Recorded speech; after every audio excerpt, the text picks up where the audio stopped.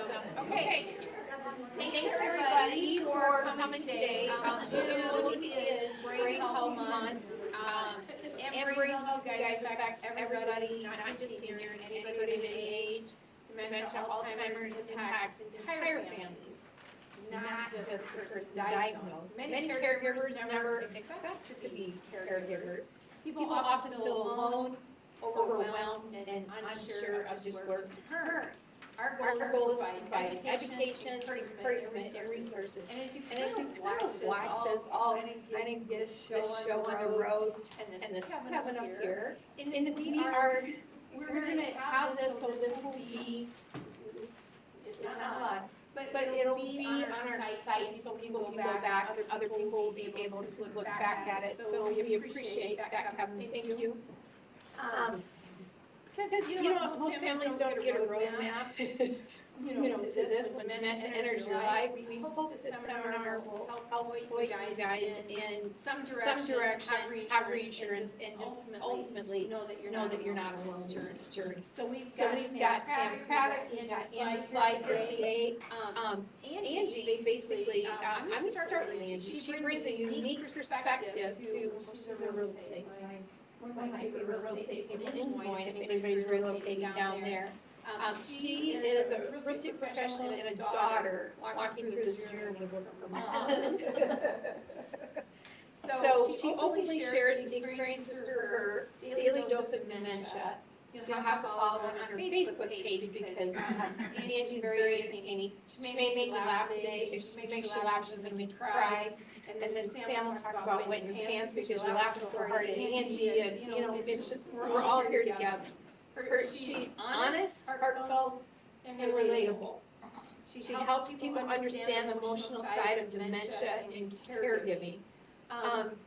So Angie, looking back, what's the one thing you wish somebody told you when your mom was first diagnosed? And if you could just share with us part of your journey. Okay, absolutely. So let me preface this by saying my name is Angie Sly, and I'm the professional of chaos and sharing my chaotic view. Sam is the professional gerontologist. You're going to learn a ton from her, so we're super excited to be here with you. Where are you? California? I'm in California right now. Okay. So here we go. You'll hear more from her. So my name is Angie Sly. How many of you were in the room the last time I was here? That is so beautiful, so we won't have a ton of repeat, but you might hear a couple of the same stories. So I might be like you, if you are someone in the room who has zero experience with the dementia, Alzheimer's journey, if you have no idea or no concept of how it works, or if you've never been affiliated with anybody who has had that or had to care for them. I might be like you if you are wondering what on earth is happening to your loved one. Why are they repeating things 5 times? Why are they saying crazy things like, I'm going to visit my parents and their parents have been dead for 20 years? Why are they wearing the same clothes? And I might be a little bit like you if you are in the thick of it and you are living it out loud and trying to figure out as you go, because there's absolutely no playbook. So those 3 little things that I said you and I might be alike is where I'm at with this journey. It started in 2020 with my mama, and it's been an interesting little road, and I've gone through everything from the financial chaos, siblings who say she's fine, if she can't pay her bills, let's just get her another apartment, she'll never leave it, she'll be fine. The complete emotional things about like, where's my mom? So my mom, a little bit about her. She was prim and proper, dressed to the nines, and completely funny. But we couldn't swear, and we couldn't say the word F-A-R-T. And to this day, I still can't even say it because it was so forbidden. It was worse than the F word in our house growing up. She played bridge, she was on the go, she was in red hats, she was going to Questers. And then I could sense something was a little bit off. She was wearing the same clothes. The litter box wasn't getting changed. There were piles of dirty dishes. Laundry wasn't getting done. I'd go in her little medication thing. I use one of those too, with the daily, like you do for your medications. 3 days, untouched, not taking her medication. Her teeth were falling out. And I'm like, Mom, like, maybe we shouldn't go to lunch today. We'll see a dentist. And she's like, oh, if they haven't seen people's teeth falling out by now, who cares? And that was absolutely a completely different story from how I grew up with my mom, who was very well put together. So my brain is like, in this stage going, this just can't be. Like, maybe this is just the part of getting old. And then I kind of went through this whole, okay, I'm going to cover for her. When she's going to her little breakfast club, I'm going to go in with her because people are starting to notice. And I sort of feel like she's the spectacle and that they just want to know what's going on. And everybody's talking about her, but no one will come to me and say what is going on. So I'm covering. And I'm thinking with my little winks, like, oh, I think what my mom meant to say is wink, wink. I'm thinking they're going to start understanding what I'm saying. And they are absolutely not understanding anything I'm saying. Because they're uninformed, they're in that first stage that I talked about, where you're clueless, you haven't been a part of it, you have no one that you've cared for or loved that has gone through it at all. So how could I expect them to get it when I'm giving them these winks and trying to get them to read my mind, when they absolutely had no, do I need to move? No, just project. Oh, here I am. Right at ya. You don't have to look, just project. Okay, here we go. So, I'm most excited today to just be here and be a little bit, not a little bit, I'm a lot of it transparent in talking about this journey. Because what I said before, the financial burden, the emotional burden, dealing with family, dealing with, like, I feel like I'm grieving the loss of my mom as she's alive in front of me. Her mind is not right. Her body is perfect. She's 90. She's rolling around on her little roller cart with 5 cups of coffee and 2 open Coca-Colas and 12 books that she thinks she's going to read. And it's interesting to say the least. So we've gone through it all together. And I think that the most important thing that we could do as people that are gathering together, and with Sam, our professional expert, and with Jane, who's the most caring person in taking care of a community that I've ever met in my life, if we talk about these things, it makes it not so lonely, because it's really lonely and scary. And there are things we can do to take care of one another, and there are things we can do to take care of ourselves and create those boundaries. So with that, we're going to. Can you give us a couple of funnies? Yeah. A couple of funny stories about your mom. Okay. And Angie, the blessing with Angie is she's raw and real. So she videos mom a lot. Mom loves it. I mean, she's kind of past grandma, to Angie's 2 girls. So she's famous in Angie's world and the people that follow her. And people do follow you because they're going through it or think they're going to go through it. You have a lot of support. The videos that you're doing of your mom is helping others. And then you're going to have them someday. When your mom's not here. That is absolutely true. And I will say, part of my wish for everybody would be to figure out what your therapy is, what your support is for if you are one of those people caring for or going through this stages. Like, what is it for you? The moment I decided to live this out loud and to do these silly videos and the daily dose of dementia and put my mom on there, which she's ready for a TV show. She sees me click the camera and she's like, here we go.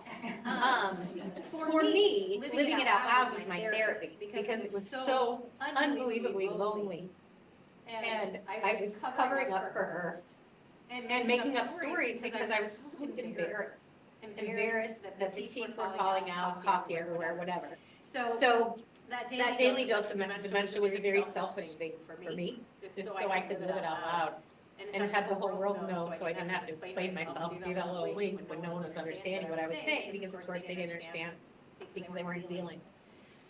So, videos, if I can. yeah, absolutely. Is the Garmin, the Garmin that your mom got? Tell me about that. Oh yeah. Well, she's a flight risk, and she is she loves to escape. And so the wander guard that they used to put on her leg, so it beeps when you go out the door, the wander guard was just uncomfortable, and she kept getting like little skin tears, and she thought it was horrible. And so she just take the scissors and cut it off.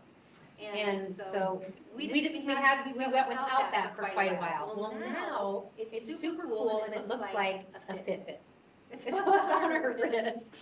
So I went to pick her up, and I'm like, "What is that?" She's like, "Oh, well, that's this new thing that counts my steps and checks my heart, and it's actually a wander guard. And she has it connected that every time we go through the front door, the alarm goes off." She's like, "What do you think that is?" And I'm like, "I don't know. Maybe someone forgot what the code was." Here we go. So let me think of a fun story of recent. And it's funny to me because my mom was so prim and proper, and my mom didn't teach us about the birds and the bees. My mom didn't talk about sex, getting your period, none of it. I'm sorry being so raw and real. But my mom gave us books. Like, here, learn about puberty. Here, do this. Here, do this. So a couple of things. I walked into her little room one night, and she gets just lights up. "I'm so glad to see you." She lives at a facility. We're in facility number 4 in 5 years, room number 7, the 7th room that we had moved her to in 4 facilities. And there's a story there too. I mean, we could talk. We should just have a slumber party so we could eat popcorn and eat junk food and talk about all these crazy things. And then Sam can direct us on how to like get our life straight and figure it out and be normal. So I walked in her room. I walked in her room and I sat down, and she said, "Are you and Tony having good sex?" And I said, "Mother." And she said, "Well, I'm just hoping someone is." So that was that. I mean, it was absolutely crazy and hilarious. And of course, I'm much more outspoken and vocal than she ever has been until now. She has me beat. And these all like are kind of crass stories. So she loves pins. So she has all these pins that she'll wear. And I went in to visit her within the last week or so, and she had 3 pins on her. I gotta step out here. She had 3 pins on her sweater right here, by her zipper, but it was on her sweater. And I said, "Wow, Mom, those are cute pins." And she said, "I just put one on, and I thought, why would I just wear one when I could have 3 pins on?" And I said, "Well, that's an interesting location. I'm just kind of visualizing you sitting on your bed, putting on a pin and saying, 'I need another one, and I need another one.'" And she said, "Well, really, I just sort of want to draw attention down there since I haven't gotten any action."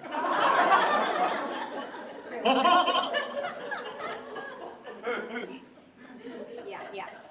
And she's not always funny and nice. I'm trying to think of a not very nice one. You know. Is she not calling you? Well, that's another story. So one of my boundaries was deciding to block her phone calls, because literally, I was reviewing what we did last time, and in one day I had like 48 calls from her and 40 voicemail messages and clogging my voicemail, and I put on my voicemail. Do you guys remember this story?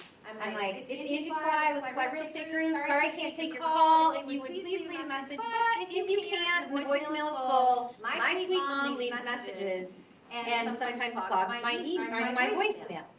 So I think I'm smart giving people a heads up. Text me if you can't get in through the voicemail if it's full." I start getting these rude messages from my mom, who's like, "I hear you talking about me. I know you think I call you very often. I'm sick of you talking about me." And after like day 3 or 4, I figure out that my mom, Angie, is calling and hearing me talk about her and then leaving the messages. So she's hearing me say, "My mom leaves me a billion messages, and you can't get through, text me." So then I had to change that up. But here's another, like, and as it relates to the phone call thing, and you can stop me when you need to. As one of my boundaries, I decided to block her for a couple of hours during the day if I had clients, or if I was out showing houses, or if I was on a call, or whatever. But I always would have to set an alarm on my phone to remind me to unblock Mom. Because otherwise it'd be like the next morning, I'm like, so weird, it's 7:30, she hasn't called me, she called me every single day. So I posted this thing on Facebook a couple of weeks ago with my daily dose of dementia, that I was going through kind of like a little sad moment, that those 48 calls during the day and 25 messages that are all the same, come get me out of here, I love you to pieces, come for 5 minutes. I was kind of sad because those calls, like I counted, like 2 weeks and 2 days my mom had to call. And I would get a call from her from the nurse's station at the facility, or they'd call and check in and whatever, and I was still going. I just didn't go 7 days a week. In the last 5 years, I've just gone less, and I'm still there probably 3 or 4 times a week, but not 7. It just was overwhelming for me. So that was one of my boundaries, which is brain health. We'll talk about that. And so I was kind of saying it was the most freeing moment. Like it was so free to not have all those calls. Because not only is it emotionally draining for her to ask me 50 times in a day to come get her and me say, no, no, no. Remember that as a kid? Like, it sucks to hear no over and over and over and over and over again. And it's so awful for me to have to tell her that. And then she starts getting mean and saying things like, well, I'm just going to kill myself. And then I say, well, I think you just need to take that up with God. Have a conversation. I'm just going to go live behind this tree. I hope you know where to find me. And just odd things. So I'm doing my him and mine or whatever, that my mom hasn't called, and I've still seen her several times, and she gets super excited. She hasn't said things to me like, I haven't heard from you. I don't ever see you anymore. She has just no recollection of any of that. But I was having breakfast last weekend with a girlfriend of mine at the Waveland Cafe in Des Moines, if you haven't been. It's a great little dive with kick-butt food. And I'm sitting there, and she's like, hush, Mom, I tell her the story. I'm making this way too long. And she said, I'm really proud of you for having a boundary. And maybe it's a blessing in disguise. It's freeing up some time, and then your time together is more meaningful. And she said, and you don't have to set an alarm on your phone anymore. And I wonder if I blocked my mom for these 2 weeks and forgot that I had her blocked. And that's the reason that I haven't heard from her. I'm like, Jamie, I gotta look. Guess what? She was blocked. And for like 5 minutes, I was like, Angie, that's horrible. How could you do that to her? And then I'm like, it's been the most freeing 2 weeks of my life, and not emotionally draining. I'm tired, but it's not so emotional. It's probably not as emotional for her. So should I just keep her blocked, or should I unblock her? So I unblocked, and I heard from her once that night. The next day she called twice. I didn't hear from her the next day, and in the course of the last 5 days, I've maybe heard from her 5 times instead of 40 times a day, and it's okay. Awesome. Absolutely okay.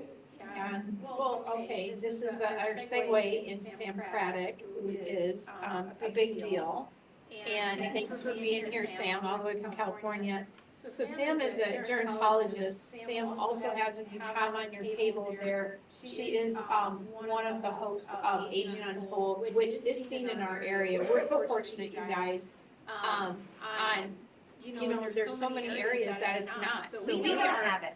I know Des Moines doesn't have it, but anyway, Sam specializes in caregiving, education, and support. She helps caregivers understand that caring for themselves is not selfish, it's necessary.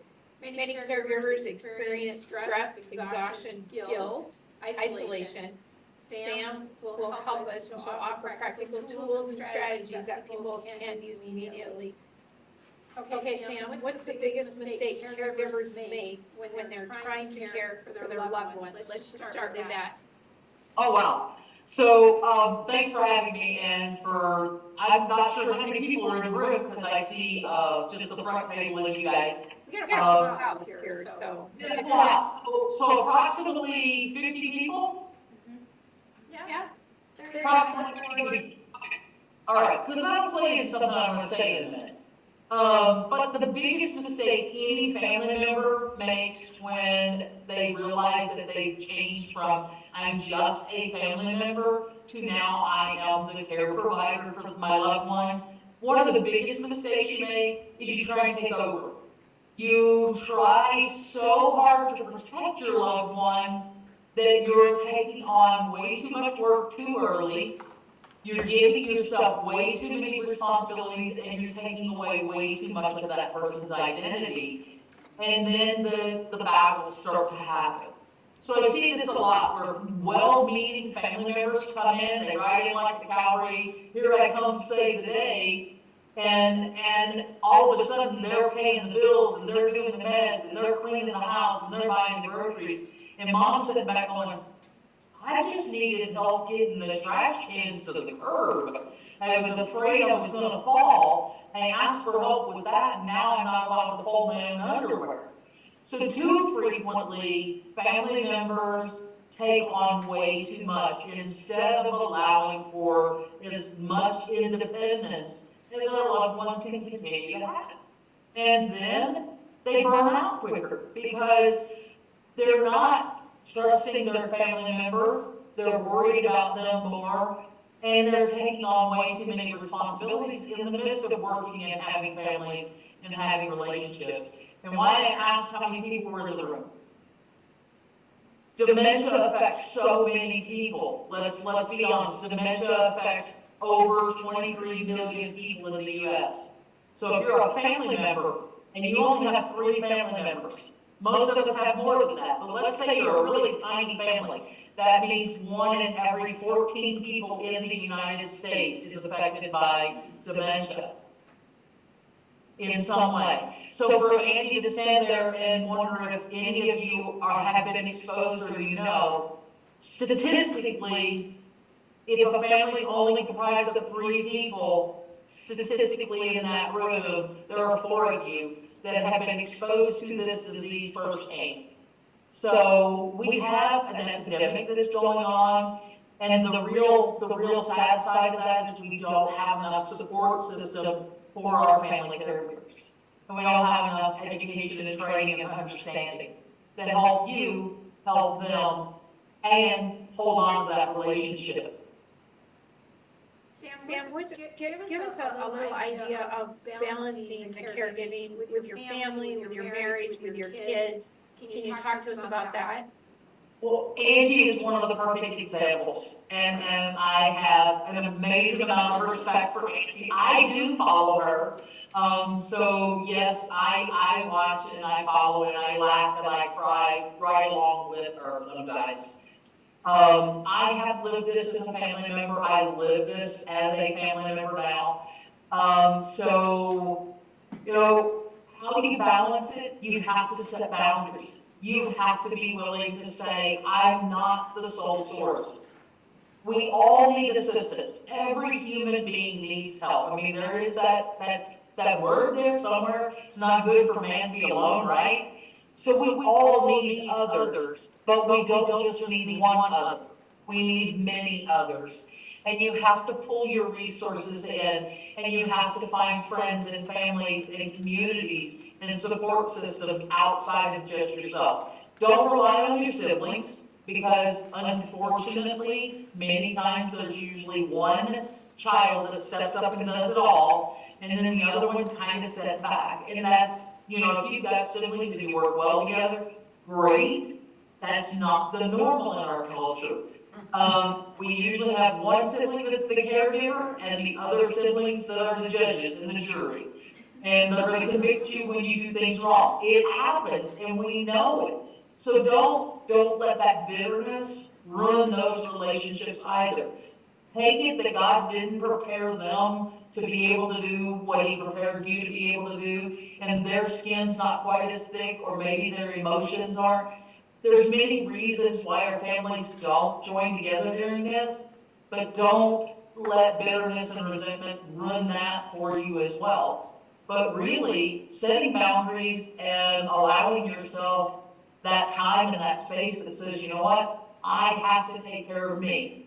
We have a reality in our world where if you're taking care of your spouse, 30% of the time, the person that's not ill will pass or have a catastrophic physical issue, health crisis, before the person they're caring for. So 30% of our spouses that are in that position, And that's because as a spouse, it's for better or worse, sickness and in health. And we will die on those vows, and we will let those vows kill us before we'll say, I need help. And I'm here to tell you, you have to say, I need help. Because if something happens to you as that caregiver, what's going to happen to them? Does that caregiver have to battle with guilt? Oh, all caregivers battle with guilt.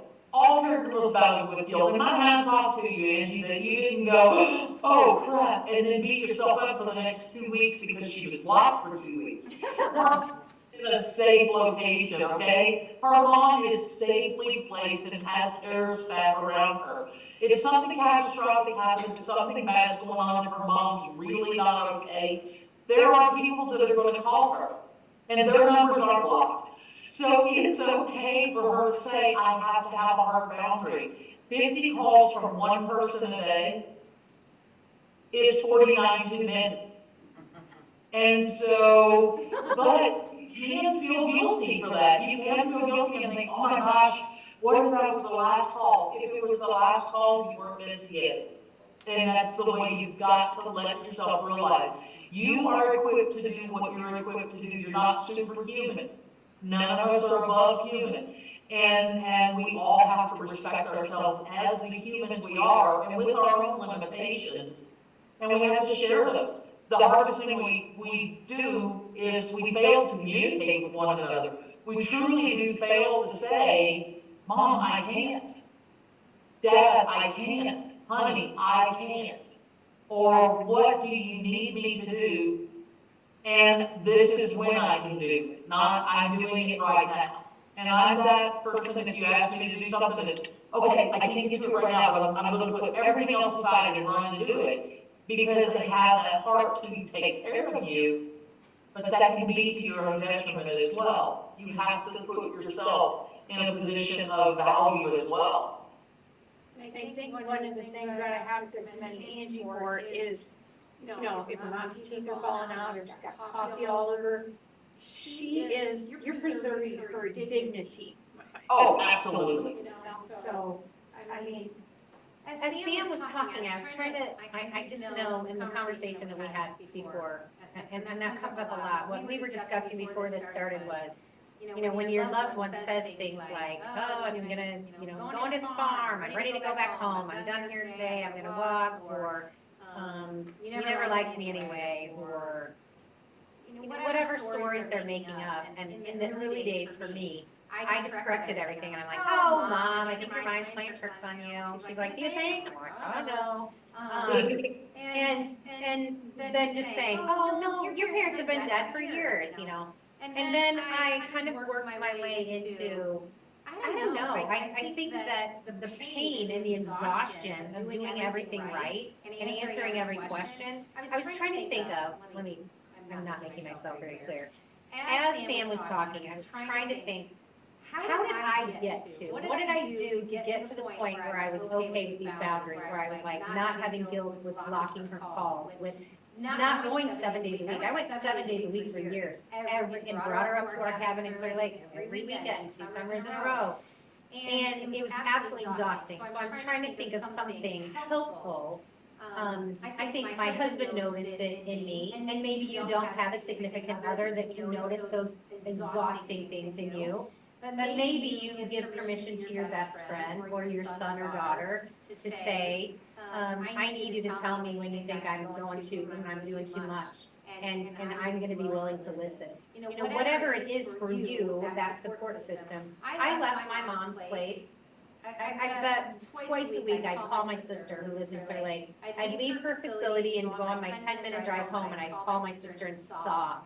I'm like, I feel like Mom probably felt when she dropped me off at college. You know, am I going to make friends? Am I going to be hungry? Is it going to be okay? You know, I just felt that sense of, I'm like leaving her. And I don't know, all she ever knew was being in her little apartment, a widow for 40 years, with her own things and her own clubs. And now all of a sudden there's people coming around anyway. whatever it is for you, if it's getting on Facebook and living it out loud, my daily dose of dementia for that. Is it calling your person? Like, who's your person? And my sister and my mom were estranged for 20 years. And my sister was in Des Moines 6 weekends in a row helping us pack and move my mother for me and for the sake of family. So she is that person that answers and just listens. You know, sometimes we crack jokes and have to keep our sense of humor, but figure out what that is for you. Is it your spouse? Is it a child? Is it your neighbor? That you can say, hold me accountable. And when I look tired, I need you to tell me I'm tired. If you think I'm doing too much, I need you to tell me you think I'm doing too much, because I felt like I was living a slow death. It was exhausting. Sam, can you add to that for everybody? Yeah, so I will correct the one thing that I cringed at just a tiny bit, and that is please hear me. You're never reminding a broken brain. You don't remind a broken brain of anything. So if someone with dementia says, I want my mom, and they're 93 years old, well, if they're 93, it's pretty statistically possible that their parents already gone, right? It's not the time to say, well, your mom's dead, your mom died. And the reason why you don't do that is every one of us have experienced that first time we heard of a tragic loss. Every one of us have experienced that first time we heard our loved one was gone and how impactful that was. So when you think you're reminding someone with a broken brain, you're actually telling them for the first time every time. So I always counsel and I always teach people that gut punch of the first time you hear something, we don't want to keep doing that with dementia. You're not reminding anyone with dementia. You can't remind somebody that has no memory. By the nature of reminding, you're bringing forth a memory that exists, and that memory no longer exists for them. So please, I caution everyone to not do something like that. Remember, this is brain damage. Your body may look totally whole and totally fine. And your mom does. Your mom's a beautiful woman. She's fun to watch, and she's incredibly funny.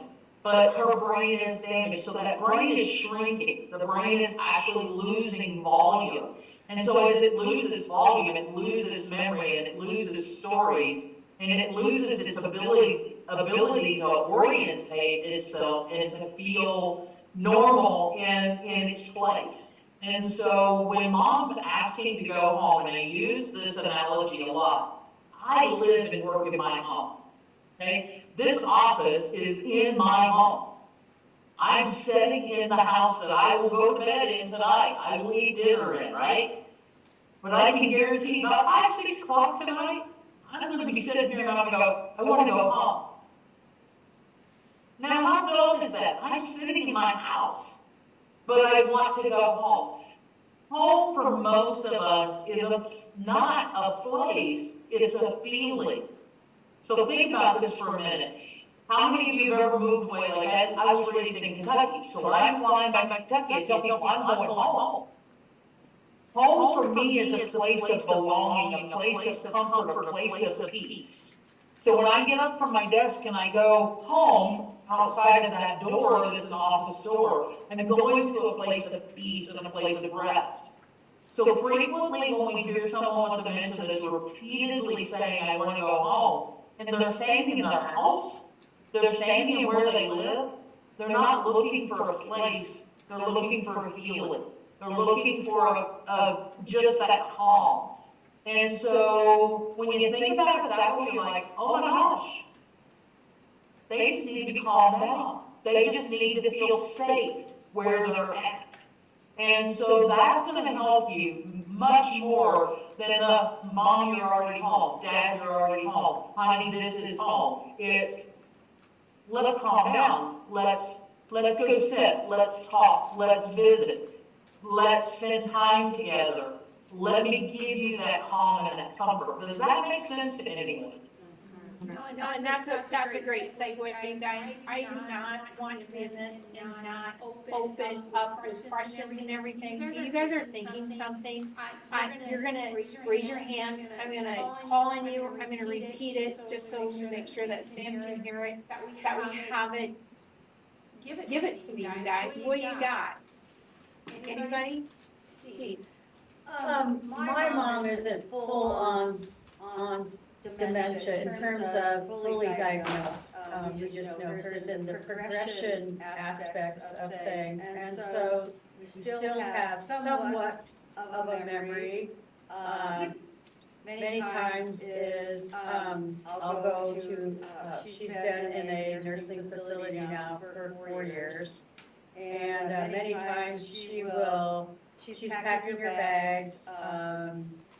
The one day it was, I'm packing the bags, so, or moving some things in the room so that you can move in here, because this is where we're gonna go to college. You're coming home from college. And where's your baby? And I said, you mean my 30-year-old who just had his own child? And so as a result, it's kind of replaying all of that kind of stuff. My father's been gone for 17 years, and she said the other day, your dad went on a trip, and he went to see his girlfriend before he came and saw me. He did have a girlfriend, right? He always cheated on me. I said, no, Dad never cheated on you. And she's like, well, I'm doing divorce and I'm gonna hire an attorney. Do you think that's worth my time? And I said, no, I think Dad's busy right now, and that kind of thing. Can I interrupt you? I'm just gonna pause you for 1 second. So Sam, don't laugh at me, because I always interrupt. I used to work for a boss that did that, but still have it. So what should she say when should she divert into a completely different thought process? So here's the thing. How many of us like to be corrected ever? Raise your hand if you can't wait for somebody to tell you you're saying or doing something wrong. And I'm pretty sure there's not any hands up. So the reality is, every single one of us, when you correct us, the first natural instinct, and we can be as wrong can be, right? We can absolutely know that we just ate the cookie out of the cookie jar, and our mouth smells like chocolate chip, and when Mom says or Dad says, did you eat a cookie, it's no. Your instinct is to defend yourself 100% of the time. Very few people have this instinct that's going to just cower back and go, yeah. So we hate to be corrected. When we're corrected, we go into defense mode automatically. That is human nature. So when you're correcting somebody with any kind of brain image, whether it's, what stage we're in, what you're doing is placing them on the defensive. Because in their mind, that memory is 100% true. If they walk in the room and they say, I was in France last week. Did you have a great time? Oh my gosh, tell me about it. Did you get to see the Eiffel Tower? Go on the trip with them. Enjoy the memories and where they're at. Because it's far less energy to just join them than it is to try and battle them. But what if it's negative, Sam? Like this was a negative confrontation. Sure. So now when you get the accusations of infidelity and, sometimes, and I'm going to be honest, sometimes there are old memories that were real that are now being brought up. Maybe there was when they were dating. Sometimes that exists. Sometimes there was never any infidelity. But your instinct is to defend someone who's no longer there to defend themselves. And we all want to do that because we don't want our dad to lose their honor. So we're going to defend them. But and I love that you said, well, he's busy. There's no value in divorcing him, he's busy. And I think you just kind of do it that way. Absolutely, you're going to validate that she's feeling left.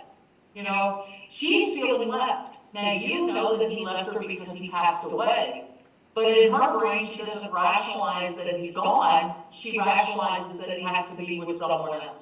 It's kind of like if you've ever been through a divorce, you can't imagine that they're leaving you because of something you did wrong. It has to be another person. So for her, he's not there. He left her. She hasn't said he's gone. It's he had to leave me for someone else. And so that's a rational response in her brain, and it's unfortunately a challenge for a child who wants to honor their parent. So your answer was perfect, you know, Dad's busy, don't worry about doing that. If it's, you know, your dad had an affair, you know, Mom, Dad didn't talk to me about his private life. I don't know, I know you two were really good together. And no, you know, I wouldn't do that, Dad's busy now. That's great, you did a really good job of balancing it and honoring your father in the process. You know, you do have to realize, Angie alluded to it when she first started, the moment you get this diagnosis, you start to grieve. People think that grief comes when there's a tombstone and flowers and funeral arrangements, and grief comes at all stages in our life. And grief definitely comes when we're managing and helping a family member out that is now dealing with mortality. We know we're going to lose this person, but we're going to grieve every day until we do, and then we'll grieve beyond. So you are coming from an emotion of grief too. Cam, I'm pausing you. You're good? Okay. Go ahead. What if you know that you agree with them, and we go over it again, and you agree again, and then you're tired? Did you hear that, Sam? So she's agreeing with her loved one and agreeing, and she's Tired. we're out from agreeing. How do you handle that? Yeah, you keep agreeing. Unfortunately, I get it. Unfortunately, the repeated questions and it's like the kid in the back seat when you're going on vacation. Are we there yet? Are we there yet? Are we there yet? Are we there yet? So what is that child looking for? That child has something that they're looking for. They want to get somewhere. They got energy they need to expel. So when I'm repeating the same thing with this broken brain as I've aged, I'm still looking for something. I'm still looking for a release of some kind. So hey, you know, about the third time into this one, let's go take a walk, if we can walk. Let's play a game, if we play a game. Let's watch TV. You know, let's do something to try and get you off of that. But unfortunately, sometimes dementia is kind of like a dog with a bone, and it's just going to hang with that same thing until it's got its feel. And it's wearing for family members. It really is. It is exhausting. So you can stop agreeing and you can just sit there. I mean, but that repeatedness is problematic because you can't stop it. You can try and redirect it. You can try and validate it and say, you know, I really know that this is important to you. And it's so important to me. Match their energy. It's really important to me that we believe on that the same way, and I do. And then see if you can put it to bed for a while. I was guilty of with my mom of always saying, don't you remember? And it's words came out, and I'm like, oh, if I could just take those back in. So that was something that I did all the time. And I want everybody to know, I don't care how much you know about this. I mean, this is my field of study, this is my career, this is what I do. And I am great when I go out into the field and I work with somebody that I'm not in a relationship with. But the minute you put me in that relational caregiving mode or in that relationship, I'm expecting that person to act the same way they've always acted since I've known them. And we do it with our family members because we know them, we know how they're going to act and they're going to behave. And when they don't do it, we do everything to make them come right back to where they used to be. That's normal. And so no matter how much you know, you're still going to make those mistakes where you're going to say things and you're going to go, oh, I wish I hadn't said that. I'm looking out at you guys. Go ahead, Sam. You just do better next time. No, go ahead. Anybody else? Question, comments? We've got a couple other stars here in the audience here. Wentworth, you guys, they are part of the, you can probably say it better than I can, of the local Alzheimer's Association. Volunteered, they were here last year, they came and talked, they know they know their stuff inside and out, so we're very fortunate. Again, thank you guys for being here too, because I just think this is really important. Important what you do.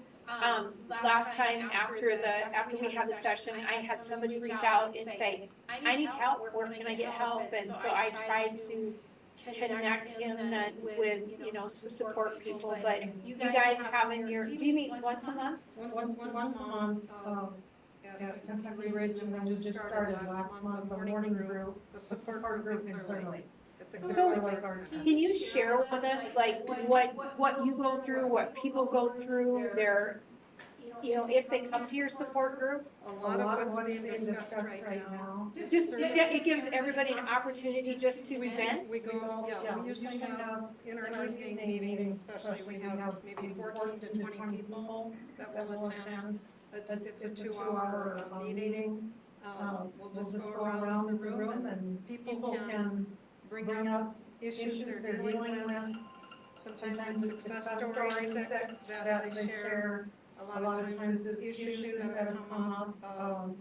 And then others in our group will sometimes have solutions. Some of the things that Sam has discussed are exactly the things that we talk about. And you guys can see firsthand Absolutely. how important it is for a caregiver to get help, to get their community, because, Yes. you know, we each have a dear friend that, you know, it was, he died before his spouse that had dementia passed away, and it was tragic. That didn't need to happen, but it did, because he was there, he lived it 24/7. He did have help, but yet, you guys, that's so important. If you don't take anything else away, and you're going through this journey, figure out who your community is, who your help is, reach out to these guys. They're absolutely amazing, and, you know, we all need help. Yeah, so think about it like this. If you walk outside and a lion starts to chase you, you're gonna start running, right? How long can you run? How long can you run? You can't do this alone. Eventually you need somebody to rescue you, or the lion is going to eat you. That's just a fact of life. We are human beings, and you have to reach out for support. You have to scream stop. You have to scream help. And if you've got the Alzheimer's Association there, you've got a support group there, you've got Angie's came up with an amazing way for her own outlet. Come up with what's going to help you and find your people. It is a team sport. Nobody can, you know, there's not one quarterback that can win a football game on his own. He might be considered the star, but I guarantee you he needs the team, or he's going to be on the ground a lot. Please just have Connie tell us the times and days that those two places meet. Would be helpful. Go ahead, honey, can you tell us that when they do meet? The third Wednesday of the month. And it's 10 o'clock, or 10:15 at Clear Lake. And we're at Clear Lake Arts Center. Okay, thank you. Very generous to offer their spot. For an hour, so 10:15 to 11:15. And the evening meeting is 6 p.m. to 8 p.m. at Kentucky Ridge. Still on the third Wednesdays? Same day. Okay, nice, nice. Thank you for all that you guys do too, because what you guys do is very important Thank you. to everything. And I do follow you, Nancy, on Facebook. Oh, good. I absolutely, I followed you since we the last time. So, tell us about, how does that with you, you've been through it, you've been a caregiver, you see Angie, what she's going through, you teach other people. What do you experience from what you see of her daily dose of dementia? Oh, I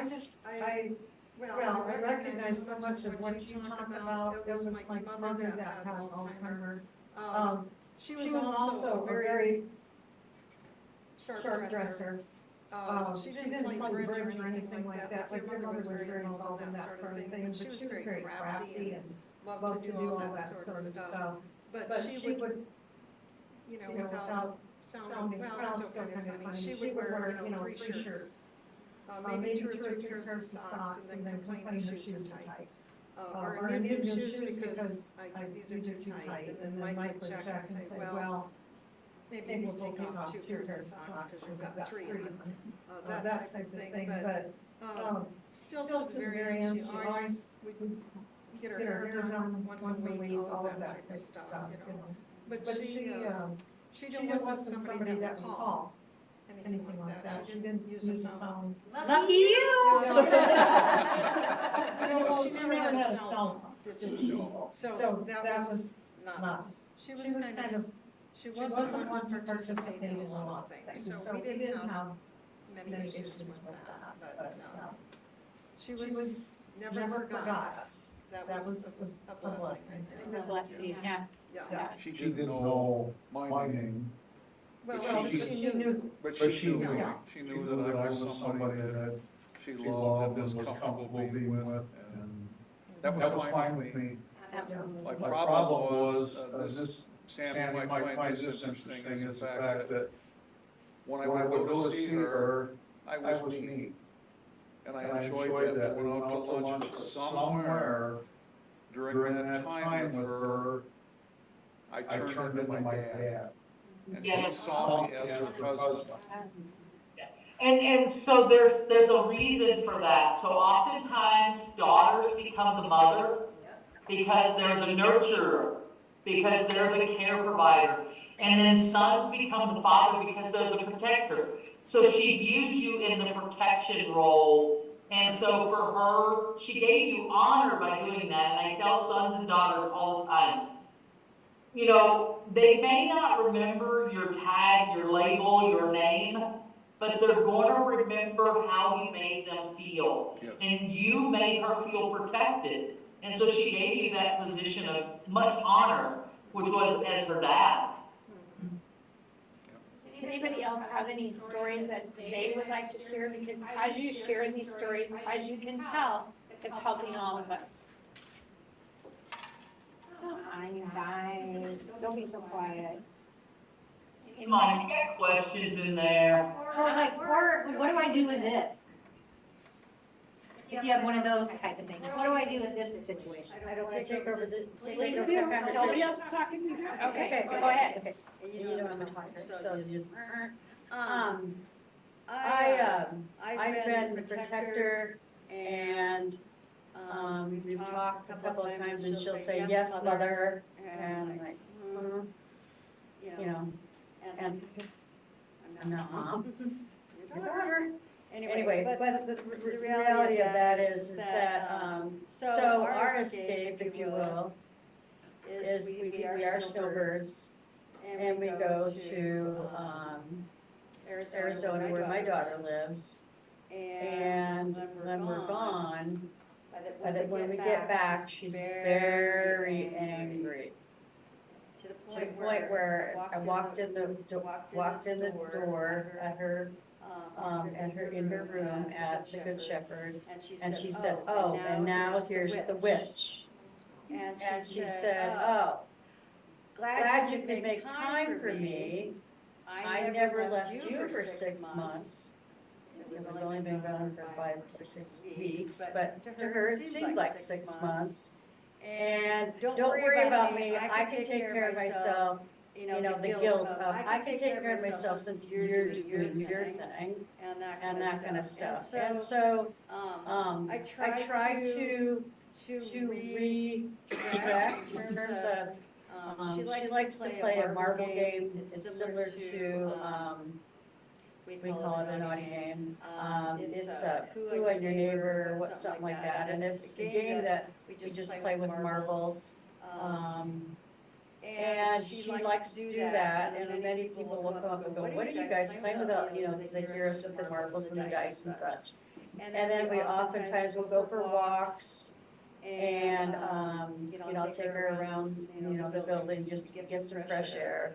She also has a bird feeder, and I remind her that, you know, when she gets into this loved one mode, where is everyone? I remind her, she loves cardinals. And I said, you know the cardinal that comes to visit you? Yeah.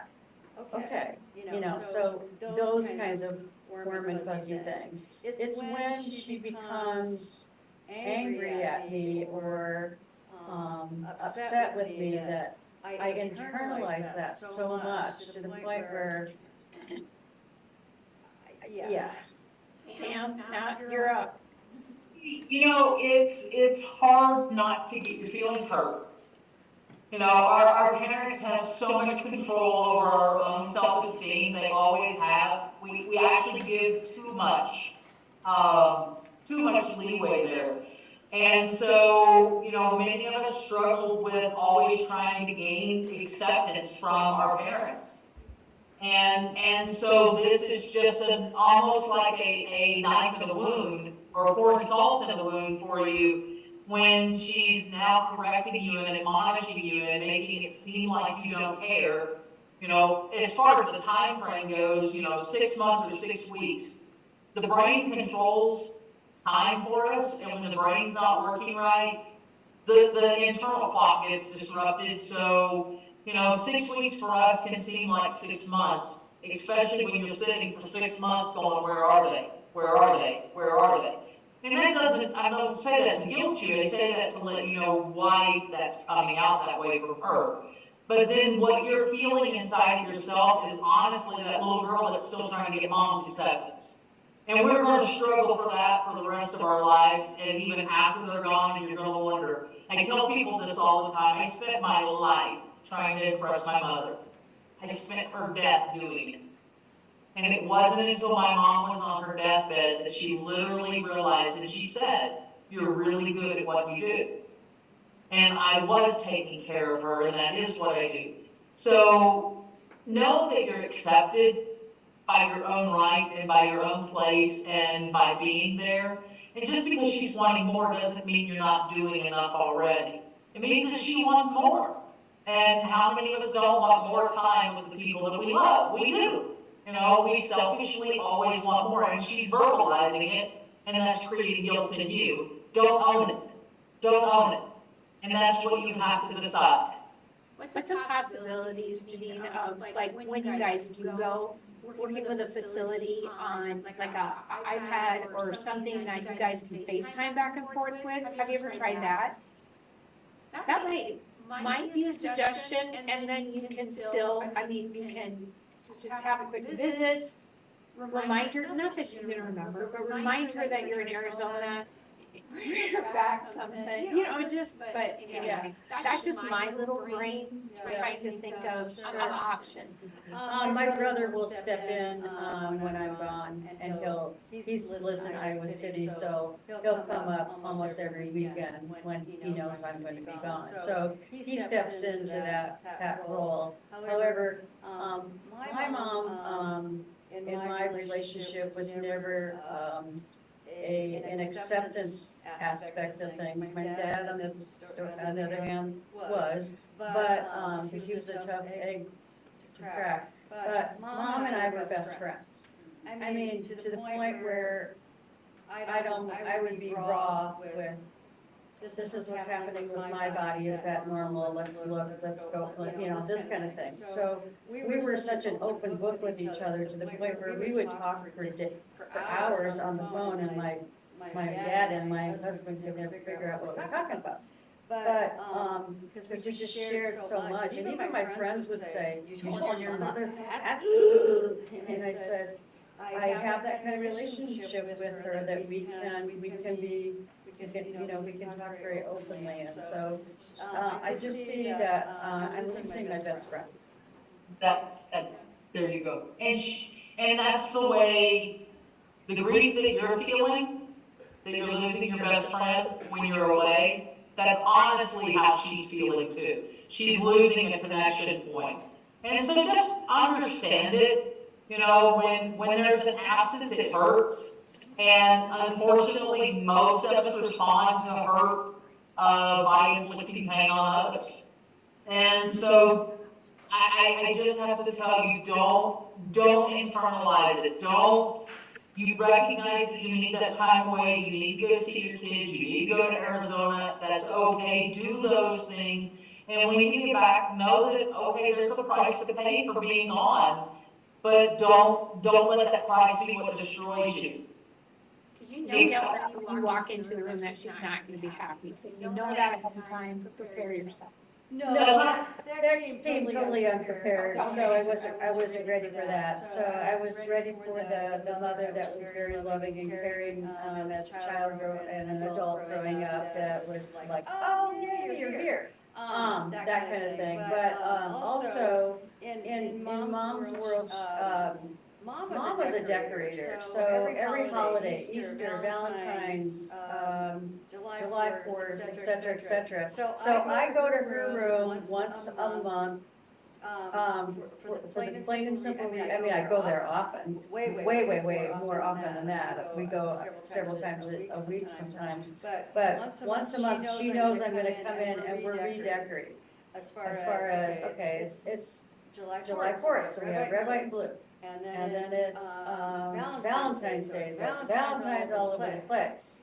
And so even the care staff has said, yay, it's a new month. What's not, you know, and it's not a lot. And it's usually things that I picked up at a consignment store or a garage sale or whatever, you know, a new floral wreath or a I love you. I've even got her plaques that say you're my sunshine. And then I've also got some of the words that, you know, biblical words that are that you can actually paste on the wall, don't come right off. It just says God loves you, you know, this kind of stuff, and you know, that kind of thing. Because those are the kinds of things she would say to me if I was ever in turmoil. God loves you, you're fine, you're gonna be okay, give it to God, you know, this kind of thing. So we do that a lot. So yeah, they get a charge out of, oh, what's the new decoration? So, and I think she appreciates that. that's very good, and she does appreciate it. She does appreciate it. You're keeping normal in the abnormal. So it sounds to me like, this happened, your parents are 2 years old, you were now a parent, and your mother is a child. Right. And I had a neighbor who was walking by my house every day after visiting her mother in the nursing home. She had once an adult, twice a child. So what she just kid you here, Sam? I did, and I'm gonna be a booger here. I hate that expression. I teach against it, I detest it, because we're never twice a child. If I need assistance someday eating, and you're come to feed me, please don't fly a helicopter into my mouth. When you're helping a child eat, you're training them to be able to do it independently. When you're helping an adult do something, you're assisting them not because they don't know how, or you're teaching them, you're assisting them because they no longer have the ability to. And so for me, I always have hated the expression of I'm parenting my parent. I don't need a parent. I lost my parents. I don't need my children to come do that for me. I will need my children to assist me someday. I will need them to come aid me as I decline in older age and give me support. But I want them to do it from their position, because when we take on an authority role over our authority figure, we're really getting things out of balance. It doesn't mean we allow someone with dementia to do something unsafe. It doesn't mean that we don't protect. It means that we also still honor that they're adults 100% of the time. We age one direction. None of us gets to go backwards. Because if we did, we would all go back when we were 20 and we had hot bodies and we felt great, right? Or 30 after we had made a lot of stupid mistakes. So we don't go backwards. I understand why some people say that, and I get that mindset in that way. But I think it takes away from the dignity that we all deserve as we age. And so I personally don't like that expression, and I don't use that. Sam, will you give us like your top 5, try not to do this? My top 5 try not to do. Do not ever treat an adult like they're a child.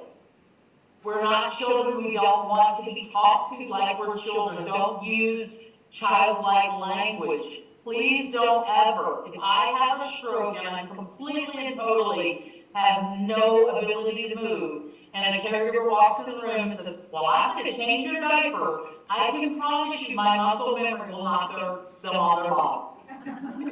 But kick them right, will hit them and knock them on their bottom. I am never going to be a child, so don't treat me that way. That is my top one.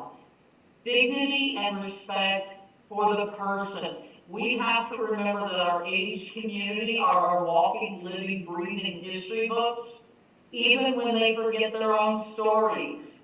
And they are the classic cars of humanity. So we have to revere our aged community the same way we do when we walk in an antique store. You know, why can we all go to an antique store and ooh and ah all day long, but we're not going over here when it's breathing and oohing and ahhing? Why are we not showing that same level of reverence for our aged people? You know, pick up a toy in an antique store and it's like, oh my gosh, remember playing with this when we were young? But go see an 80-year-old and we don't have the time for that. So I have a problem with that. So that's a big one, is when we start, you know, degrading and not respecting our aged community. Honestly, with dementia, it is trying to bring them back into our world all day long. You know, and that is something that makes all the sense in the world. Because if I can get you back here, I can preserve you and I can keep you and I'm not losing you. And I understand the psychology and I understand the grief process. But the reality is when I'm trying to drag you up here with me, I'm losing time with you where you're at. And I'm creating frustration and I'm creating strife. And I can just join you in the world that you're living in, no matter what time zone it's in, no matter what time frame it's in. Then I can enjoy the time I have with you without so much conflict. So that's a big one for me. Let's see, you said top 5, Angie. I think, you know, those are two of my biggest, and they're huge. It's treat our aged community with the respect that they deserve always. And then I guess if you're that family member that's not party to the care, is being that judge and jury over the part that the family member that is. You know, spending your time pointing a finger at your sibling and telling them what they're doing wrong while you're back here going to the movies with your family and they're trying to get home from work so they can get over and get mom's dinner done so then they can get home and help their own children. I have a real issue with that. So if you're not going to be a participant in care, that's okay. If that's how you've chosen to live your life, I'm not going to be the one that's going to deal with the consequences of that. You will. But don't point a finger of judgment at the person that is stepping up. And don't judge based on how they're reacting. Nobody knows, you know, we're all going to handle these things differently. We all have different emotional connections. We all have different relational connections. You know, and so don't judge your other sibling or your family member when they're doing it differently than you would. And then from an age side, you know, if your family member is stepping up and helping, appreciate it. Appreciate it all day long. Don't sit back and I know how I want things done is absolutely the right way. It is 100% the right way. Doing it my way is the right way, but if you come in and you do it a little differently, or it's not quite just the way I want it to be, you still tried to help me and I should still appreciate it. Can I kindly say, hey, would you mind doing this? Because, and this is why. That's a whole lot better than, well, you didn't do it right. So no, I don't want your help. So appreciate the help that's there and understand the sacrifice that we're all making as family caregivers, but understand that all of us are grieving. Our aged person is grieving the person that they once were. They're grieving their own independence. They're grieving their own life and their own diagnosis and their own losses, while you're grieving what you're seeing happening to the person that you love. So come at it and communicate. I'm going to explain this just a little bit. When my mom went into the nursing home, that was tough. She was naughty. She got very combative and she was just ornery, plain and simple. And I could just tell the caregivers in the nursing home were like, oh crap, I've got, her name was Marilyn, so I got Marilyn tonight. Or I could see me walking in the door and they're like, here she is again. Can you give us any guidance for our loved ones that are in the care center? Tips, tricks to make that experience better, because mine wasn't so good. He keeps showing up. Yeah, so you're gonna get a whole lot better service building relationships than you are building conflict. So if your loved one is in a community or your loved one has outside care, absolutely get to know who the director is, get to know who the activities director is, talk to that care staff.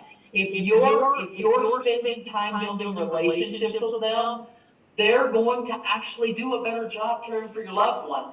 You know, you think about the squeaky wheel is the one that gets the oil. Well, if you're squeaking so much that you're an irritant, guess what I'm going to do? I'm going to ignore you at some point. You're going to become a thorn in my flesh. But if you're showing up with some cookies and handing them out at the nurse's station, if you're saying, I really appreciate how hard you're working, then you're going to get a whole lot better relational care. I can promise you, because I've managed care staff. Now, remember the care staff? They are really overworked in these communities. Their staffing ratios are ridiculous. They're taking care of way too many people. And I'm never an advocate for bad care, but I do understand that the numbers don't line up.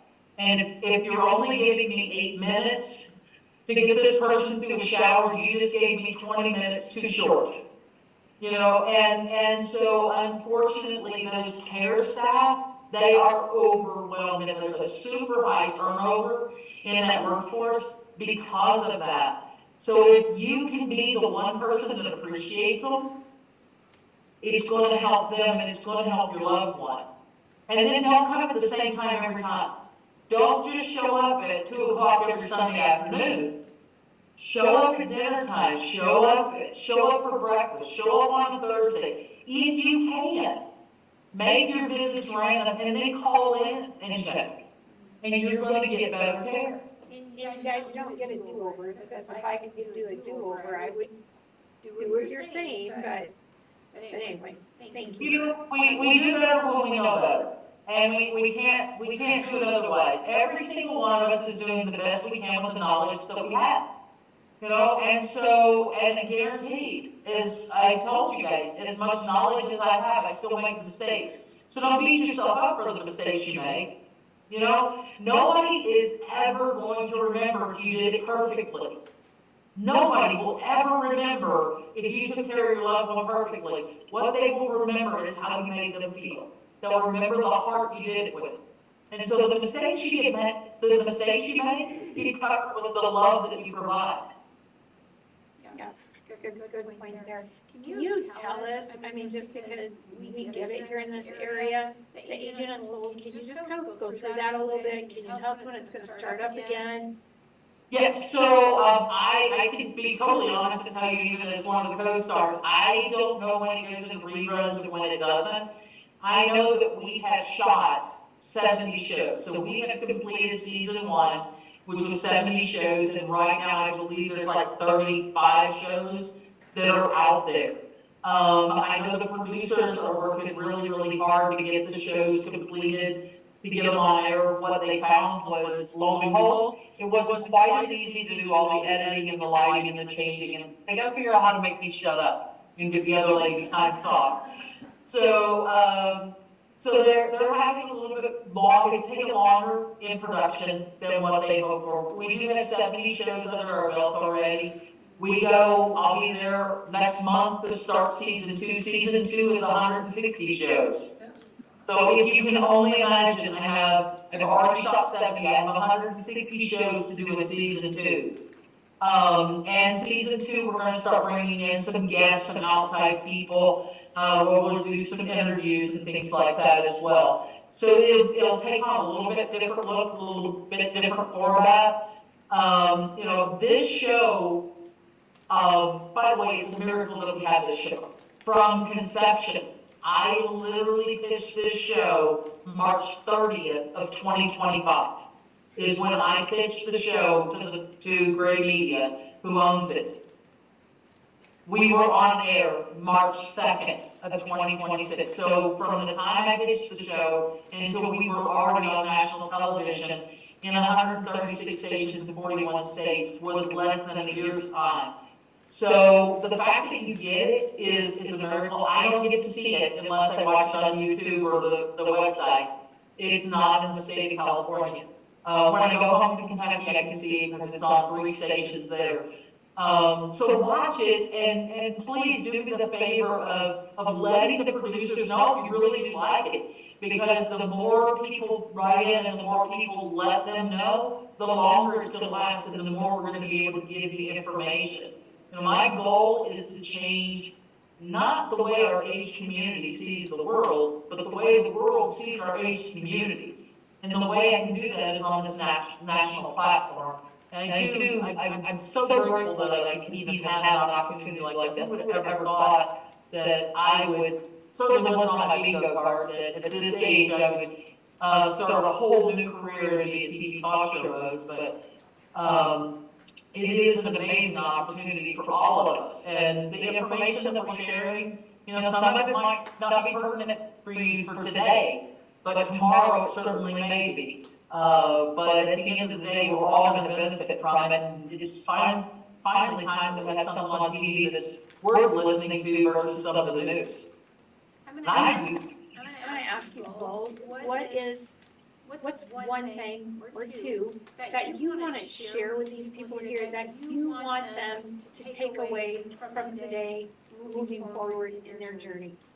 A 4, lady right there. I can only see 3 people, but she had her hand up. Bring it. In the beginning, when you know you have to take away your driver's license, how do you approach that? Hide the keys. Well, we tried to hide the keys from one of my mom's friends. That new one's made. Oh dear. So I have a timer to take the keys away. I don't believe that I personally, I hate that family members are the ones that are made to be the villains in this. And so remember, every story typically has a villain.